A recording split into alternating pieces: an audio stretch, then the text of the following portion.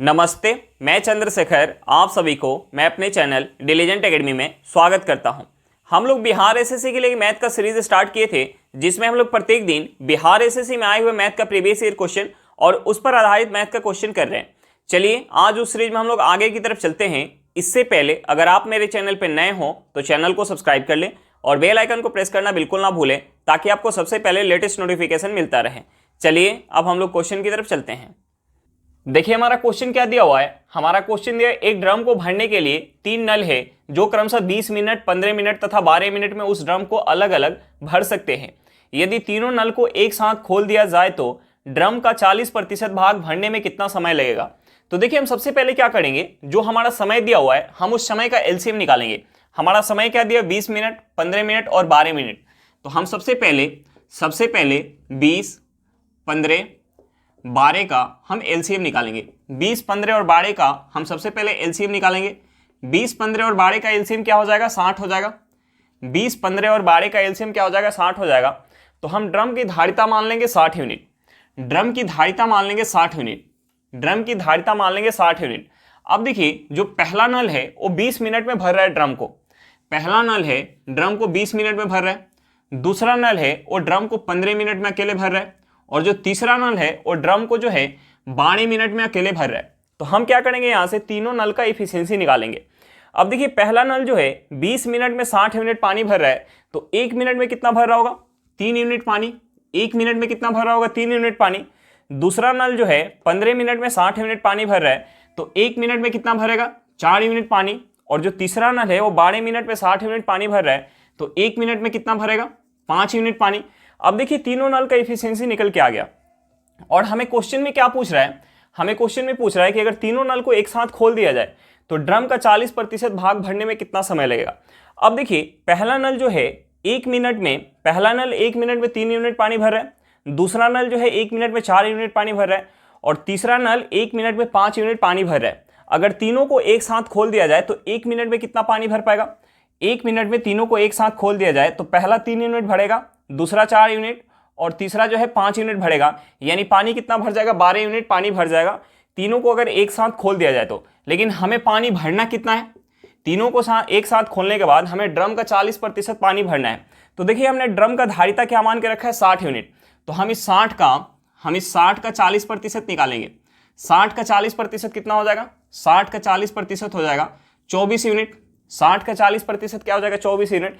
यानी हमें 24 यूनिट पानी भरना है। हमें 24 यूनिट पानी भरना है। अगर तीनों मिलके एक साथ अगर पानी भरेंगे तो 1 मिनट में कितना पानी भर रहा है, 1 मिनट में 12 यूनिट पानी भर रहा है। और हमें पानी भरना कितना है, 24 यूनिट पानी भरना है। 24 यूनिट पानी भरना है और तीनों मिलके एक साथ भर रहे हैं तो 12 यूनिट पानी भर रहा है। यानी 24 यूनिट पानी भरने में कितना समय लग जाएगा, 2 मिनट का समय लग जाएगा। यानी तीनों मिलके उस ड्रम के 40% भाग को कितना समय में भर देंगे, 2 मिनट में भर देंगे। चलिए क्वेश्चन समझ में आ गया होगा। नेक्स्ट क्वेश्चन पे चलते हैं। देखिए हमारा क्वेश्चन क्या दिया हुआ है। हमारा क्वेश्चन दिया है 1 किलोमीटर की दौड़ में ए बी को 5 सेकंड या 40 मीटर के अंतर से हराता है। ज्ञात कीजिए कि दौड़ पूरी करने में बी ने कितना समय लिया। अब देखिए हमें क्वेश्चन में क्या दिया हुआ है, हमें क्वेश्चन में दिया हुआ है कि 1 किलोमीटर का दौड़ है। हमें क्वेश्चन में क्या दिया हुआ है कि 1 किलोमीटर का दौड़ है। तो हम 1 किलोमीटर को अगर मीटर में चेंज करेंगे तो ये हमारा क्या हो जाएगा, 1000 मीटर हो जाएगा। यानी 1000 मीटर की दौड़ है और यहाँ 2 लोग हैं ए और बी, यहाँ 2 लोग हैं ए और बी। अब हमें क्वेश्चन में दिया हुआ है कि ए जो है बी को 5 सेकंड या 40 मीटर के अंतर से हरा रहा है।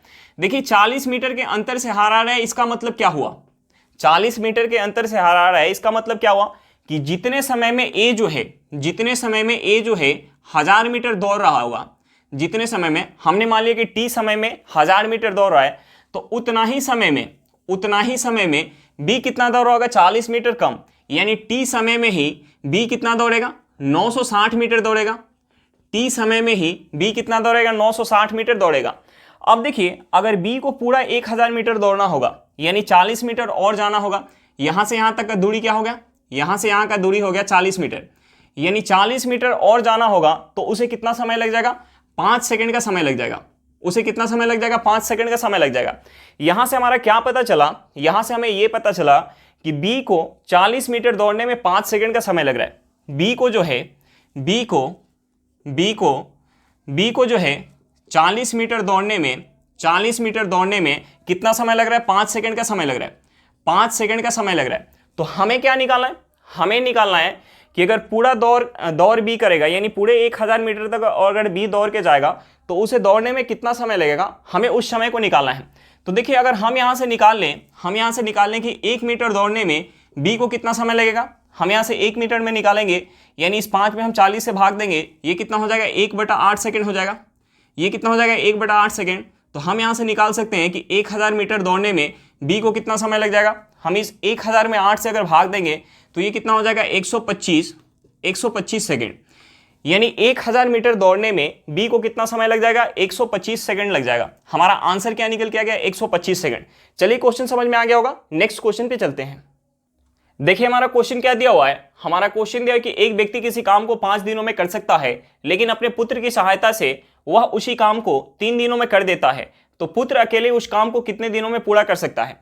तो देखिए हम सबसे पहले क्या करेंगे, जो हमारा समय दिया हुआ 5 दिन और 3 दिन, हम सबसे पहले इसका एलसीएम निकालेंगे। सबसे पहले हम जो हमारा समय दिया हुआ है 5 दिन और दूसरा समय दिया हुआ 3 दिन, तो हम सबसे पहले 5 और 3 का एलसीएम निकालेंगे। देखिए 5 और 3 का एलसीएम क्या हो जाएगा? 5 और 3 का एलसीएम हो जाएगा 15। हम टोटल वर्क को मान लेंगे 15 यूनिट। टोटल वर्क को हम क्या मान लेंगे? 15 यूनिट। अब देखिए 15 यूनिट काम जब व्यक्ति अकेले कर रहा है तो 5 दिन का समय लग रहा है, और जब 15 यूनिट काम उसके साथ उसका पुत्र कर रहा है तो कितना समय लग रहा है? 3 दिन का समय लग रहा है। यानी 15 यूनिट काम जब पिता कर रहा है तो कितना समय लग रहा है? 5 दिन का समय लग रहा है। और जब 15 यूनिट काम पिता के साथ पुत्र कर रहा है, 15 यूनिट काम जब पिता के साथ पुत्र कर रहा है तो कितना समय लग रहा है? 3 दिन का समय लग रहा है। तो हम यहाँ से पिता और पुत्र का एफिशिएंसी निकाल सकते हैं। अब देखिए पिता जो है 5 दिन में 15 यूनिट काम कर रहा है, तो 1 दिन में कितना काम कर रहा होगा? 3 यूनिट काम कर रहा होगा। और पिता के साथ पुत्र जो है 3 दिन में 15 यूनिट काम कर रहा है, तो 1 दिन में कितना काम कर रहा होगा? 5 यूनिट काम कर रहा होगा। अब देखिए हमारा निकल के आ गया कि पिता की एफिशिएंसी क्या है? 3 यूनिट है, और पिता और पुत्र का एफिशिएंसी क्या है? 5 यूनिट। तो हम यहाँ से पुत्र का एफिशिएंसी निकाल सकते हैं। हम यहाँ से पुत्र का एफिशिएंसी निकाल सकते हैं। पुत्र और पिता के एफिशिएंसी में से अगर हम पिता का एफिशिएंसी माइनस करेंगे तो पुत्र का एफिशिएंसी निकल के आ जाएगा। यानी पुत्र और पिता का एफिशिएंसी क्या है? 5 यूनिट है, और पिता का एफिशिएंसी क्या है? 3 यूनिट। यानी यहाँ से हमारा पुत्र का एफिशिएंसी क्या हो जाएगा? 5 में से हम 3 माइनस करेंगे, ये हमारा हो जाएगा 2 यूनिट। अब देखिए पुत्र का एफिशिएंसी हमें पता चल गया, और हमने टोटल वर्क क्या मान के रखा है? 15 यूनिट। तो देखिए 15 यूनिट काम जब पुत्र अकेले करेगा, 15 यूनिट काम जब पुत्र अकेले करेगा तो कितना समय लगेगा? हमें उसी समय को निकालना था। तो देखिए पुत्र का एफिशिएंसी कितना है? 2 यूनिट। यानी 2 यूनिट एफिशिएंसी के साथ अगर 15 यूनिट काम करेगा तो कितना समय लग जाएगा? हम 15 में 2 से भाग देंगे, ये हमारा क्या हो जाएगा? 7.5 दिन। यानी हमारा आंसर क्या निकल के आ गया? 7.5 दिन। यानी पुत्र अकेले उस काम को 7.5 दिन में कर सकता है। चलिए क्वेश्चन समझ में आ गया होगा, नेक्स्ट क्वेश्चन पे चलते हैं। देखिए हमारा क्वेश्चन क्या दिया हुआ है। हमारा क्वेश्चन दिया कोई धनराशि वार्षिक चक्रवृद्धि ब्याज की दर से 3 वर्ष में 2400 रुपया तथा 4 वर्ष में 2520 रुपया हो जाती है, तो वार्षिक ब्याज की दर क्या है? हमें क्या निकालना? रेट ऑफ इंटरेस्ट निकालना है। अब देखिए हमें 3 वर्ष बाद का अमाउंट दिया हुआ है और 4 वर्ष बाद का अमाउंट दिया हुआ है।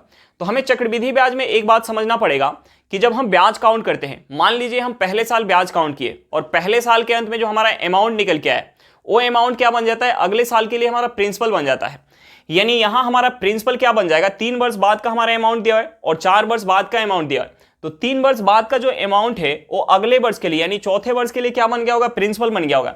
यानी यहां हमारा प्रिंसिपल क्या है? यहां हमारा प्रिंसिपल है 2400 रुपया, अमाउंट क्या है? 2500 रुपया, और ये जो हमारा अमाउंट दिया हुआ है 1 वर्ष बाद का, यानी समय यहाँ क्या है? 1 वर्ष का समय है। तो हम यहाँ फॉर्मूला लगा के भी यहाँ रेट ऑफ इंटरेस्ट निकाल सकते हैं। चक्रवृद्धि ब्याज का फॉर्मूला क्या होता है? Amount equal to principal into 1 + r/100 के पावर t। ये हमारा चक्रवृद्धि ब्याज का फॉर्मूला होता है। ये हमारा चक्रवृद्धि ब्याज का फॉर्मूला होता है। अब देखिए इस फॉर्मूला में भी रख के हम बना सकते हैं। यहाँ हमारा प्रिंसिपल क्या हो गया? 2400 रुपया, अमाउंट क्या हो गया? 2520 रुपया, और समय कितना हो गया? 1 वर्ष। तो हम यहाँ फॉर्मूला में रखेंगे तो यहाँ से हमारा निकल के आ जाएगा। अब देखिए हम फॉर्मूला में ना रख के भी हम बना सकते हैं। हम देखिए इसे क्या करते हैं, जो हमारा प्रिंसिपल यहाँ बन गया और जो अमाउंट बन गया, हम उसे सबसे पहले क्या करते हैं? सेम टेबल से काटते हैं। सबसे पहले हम सेम टेबल से काटते हैं। अब देखिए यहाँ हमारा प्रिंसिपल क्या बन गया है? 2400 रुपया। यहाँ प्रिंसिपल क्या बन गया? 2400 रुपया, और अमाउंट क्या बन गया? 2520 रुपया। अमाउंट क्या बन गया? 2520 रुपया।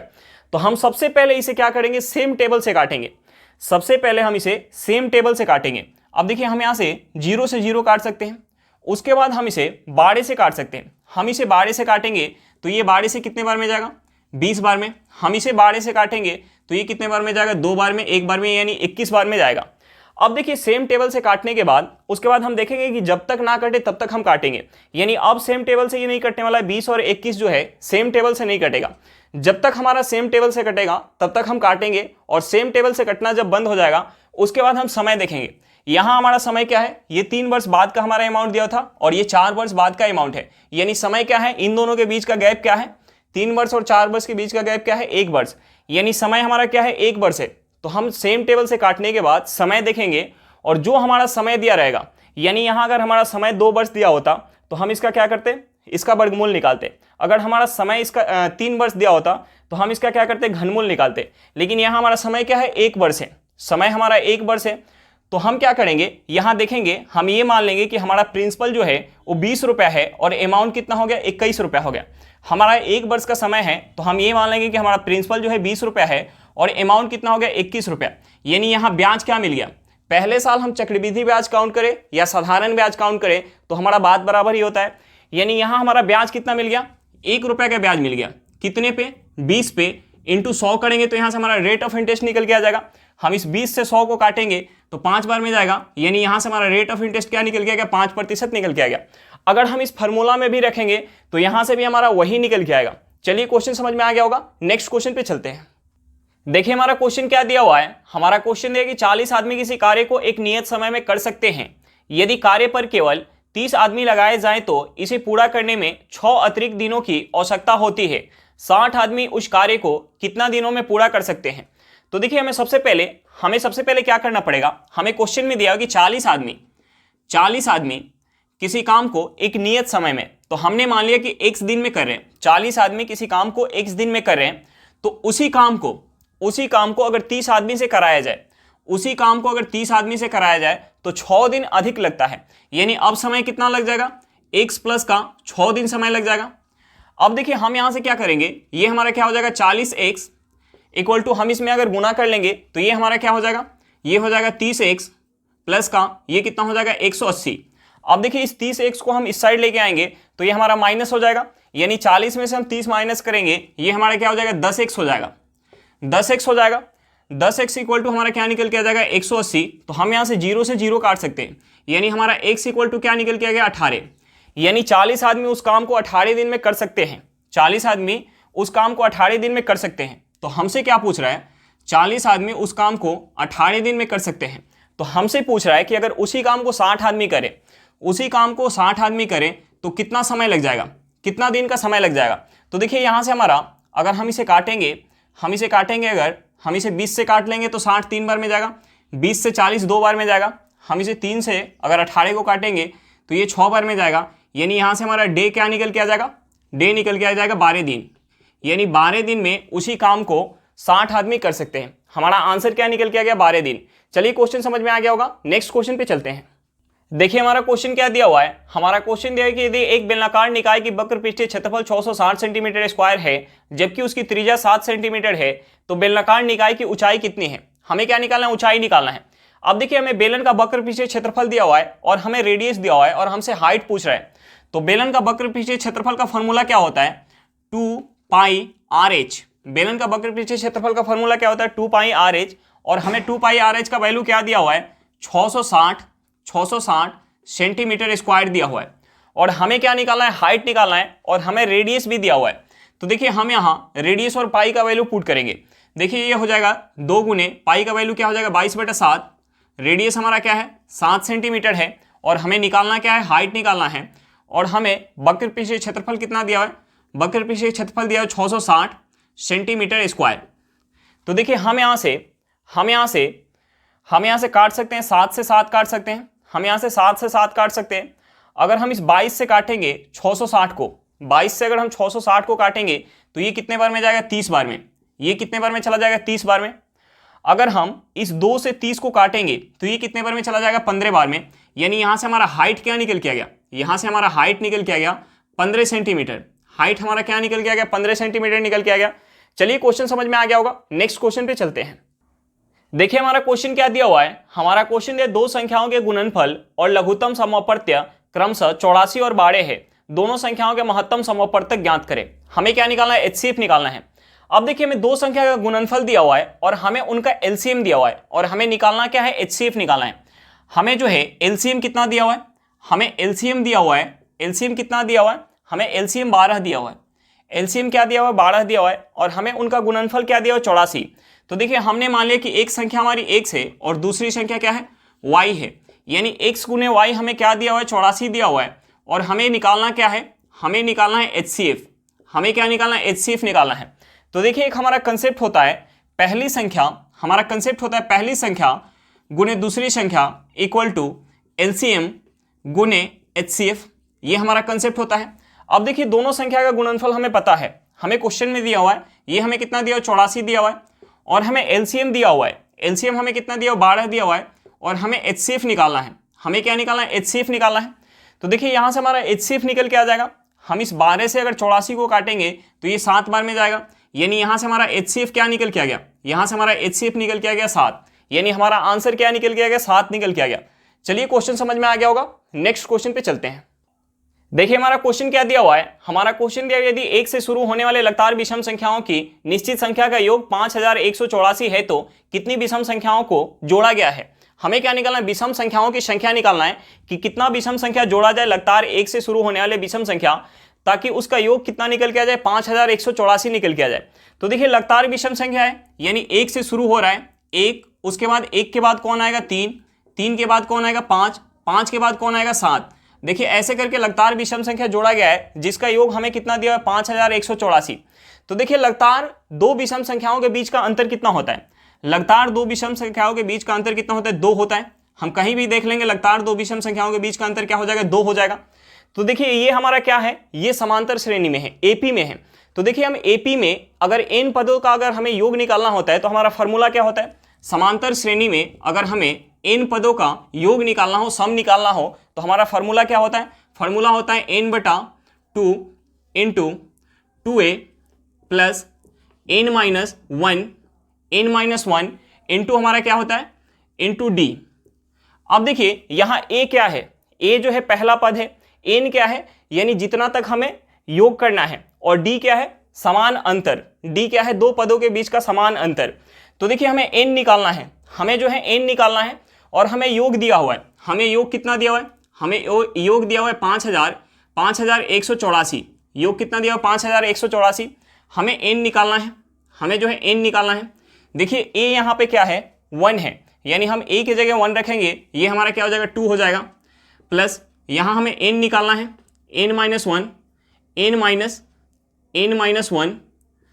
और देखिए d का वैल्यू क्या है, यानी समान दो पदों के बीच, लगातार दो पदों के बीच का अंतर क्या है, 2 है, यानी d क्या है हमारा, 2 है, d क्या है, 2 है।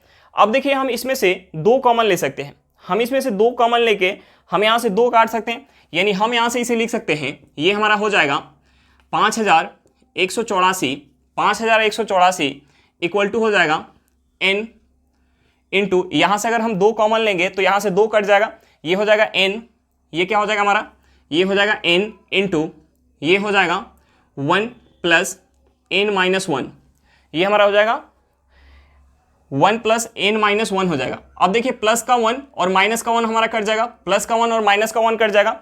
यहाँ से हमारा क्या निकल के आ गया, यहाँ से हमारा निकल के आ गया, यहाँ से निकल के आ गया 5000, यहाँ से हमारा क्या निकल के आ गया, 5184 इक्वल टू, यहाँ से हमारा क्या निकल के आ गया, n इंटू n, यानी ये हो गया n स्क्वायर इक्वल टू 5184, यानी हम यहाँ से n निकालेंगे, n निकालने के लिए हमें क्या करना पड़ेगा, वर्गमूल करना पड़ेगा। तो देखिए ये जो 5184 है ये किसका स्क्वायर होता है, 5184 जो है 72 का स्क्वायर होता है, यानी अगर हम यहाँ वर्गमूल करेंगे तो यहाँ से n इक्वल टू हमारा क्या निकल के आ जाएगा, 72, यानी लगातार 72 विषम संख्या का योग हमारा कितना निकल के आएगा, 5184 निकल के आएगा, यानी हमारे विषम संख्या का संख्या क्या निकल के आ गया, 72 निकल के आ गया। चलिए क्वेश्चन समझ में आ गया होगा, नेक्स्ट क्वेश्चन पे चलते हैं। देखिए हमारा क्वेश्चन क्या दिया हुआ है, हमारा क्वेश्चन दिया यदि 4x³ plus 2x² plus ax plus 1 2x plus 1 से पूर्ण रूप से विभाज्य है तब a का मान क्या है। हमें क्या निकालना है, a का मान निकालना है। तो देखिए हम यहाँ भाग दे के देख लेते हैं, हम जो है भाग दे रहे हैं 2x प्लस 1 से, हम भाग दे रहे हैं 2x प्लस 1 से, और किस में भाग दे रहे हैं, 4x में plus 2x² plus ax plus 1 में हम भाग दे रहे हैं।